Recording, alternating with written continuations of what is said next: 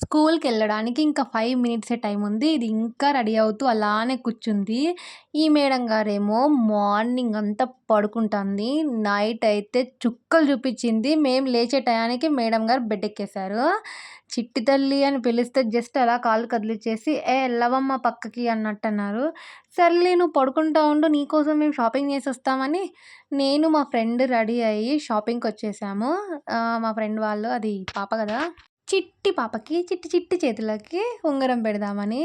వాళ్ళు క్రిస్టియన్స్ కాబట్టి మన వెంకటేశ్వర స్వామి అది గనుక చూసారు. ఇది షాపు అంకుల్ వాళ్ళ చేతికుంటే నేను తీసా. నాకు చాలా నచ్చింది ఆ ఉంగరం అసలకి.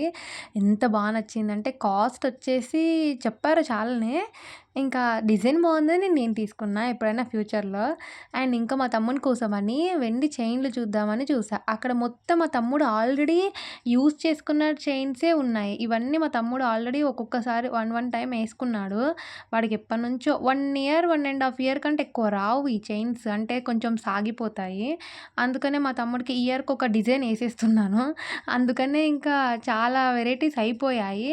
ఇంకా మా ఫ్రెండ్ ఏమో ఉంగరాలు చూడడంలో బిజీగా ఉంది. నేనేమో సెలెక్ట్ చేద్దాం అనుకున్నా కానీ అది మనకు రాదు ఎక్కువ.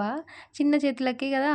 మా ఫ్రెండ్ ఏమంటుంది తెలుసా? షాప్ అబ్బాయి ఏమన్నా అంటారేమోనే అని అనేసరికి ఎనకున్న ఆంటీ గూడా తిరిగి చూసింది. వాళ్ళేమనుకుంటారే మనం తీసుకుంటే వాళ్ళ షాపుని తీస్తే ఏమన్నా అంటారు. లేదంటే మనల్ని ఏమనరని. ఇంకా వాళ్ళు ఇంకా అనేసరికి ఇంకేం వద్దులేండి. ఆ ఉంగరం తీసుకునేసరికినే గోల్డ్ ధర అంత పైకుంది. మేము తీసుకునేటట్టున్నాదా? ఇంకా షాపంతా ఖాళీ అయిపోయింది. మాకేమో ఉంగరాల డిజైన్ నచ్చలేదంటే నెక్స్ట్ వేరే షాప్‌కెళ్ళి తెస్తానని చెప్పారు. ఇంకా దానికోసమే వెయిటింగ్. ఫ్రెండ్‌ని హాయ్ చెప్పమంటే సిగ్గుపడుకుంటూ హాయ్ చెప్తాంది. ఇదెవరో ఎంగేజ్‌మెంట్ కంటే ఈ రింగులు చేయించుకున్నారంట. చాలా నచ్చింది ఈ డిజైను. అంతా సెలెక్ట్ జేసి ఓ ఈ రింగ్ సెలెక్ట్ జేసామింక.